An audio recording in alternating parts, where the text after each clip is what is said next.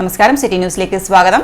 Kannapuram Thrikkoth shine star arts and sports ക്ലബിന്റെ നേതൃത്വത്തിൽ Shine star ട്രോഫിക്കും price മണിക്കും വേണ്ടിയുള്ള ഒന്നാമത് അണ്ടർ 15 ഫുട്ബോൾ ടൂർണമെന്റ് സംഘടിപ്പിച്ചു. തൃക്കോത്ത് ഫോക്ലോർ അക്കാദമി മൈതാനത്ത് നടന്ന മത്സരം ക്ലബ് രക്ഷാധികാരി സുരേഷ് ബാബു ഉദ്ഘാടനം ചെയ്തു. ഒരു ആഴ്ച മുമ്പാണ് ഇതുപോലെ ടൂർണമെന്റ് നടത്തണമെന്ന് പറഞ്ഞത്.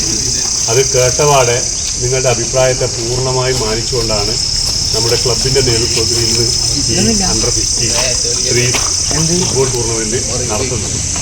ഇനി ഇതുപോലെ നമ്മുടെ കുട്ടികളുടെ എല്ലാ കാര്യങ്ങളിലും സജീവമായി ഇടപെടാനാണ് നമ്മളെല്ലാവരും തീരുമാനിച്ചിട്ടുള്ളത്. ആവേശോജ്വലമായ മത്സരത്തിൽ ഒരു ബൈ ടീം അടക്കം 7 ടീമുകൾ പങ്കെടുത്തു. Red, green, blue, yellow, white, rose, orange എന്നിങ്ങനെ വിവിധ വർണ്ണങ്ങളിൽ ചാലിച്ച പേരുമായാണ് കുട്ടിപ്പട ഗ്രൗണ്ടിലെത്തിയത്. ഒടുവിൽ വാശിയേറിയ മത്സരത്തിലെ കലാശ പോരാട്ടത്തിൽ സ്ഥാനം പിടിച്ചത് ഓറഞ്ചും ബ്ലൂവും.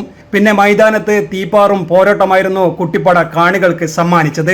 അവസാന വിസിൽ മുഴങ്ങുമ്പോൾ സമനില ആയതോടെ ടൈം ബ്രേക്കറിലൂടെ ഹാവിഷ്, ശ്രീകുട്ടൻ, അർജുൻ എന്നിവരുടെ ഓറഞ്ച് ടീം ചാമ്പ്യന്മാരായി. ആദിശേഷ്, കൃഷൻ, യദുൽ എന്നിവരുടെ ബ്ലൂ പടയെ തകർത്തുകൊണ്ടാണ് ഓറഞ്ച് പട കപ്പുയർത്തിയത്.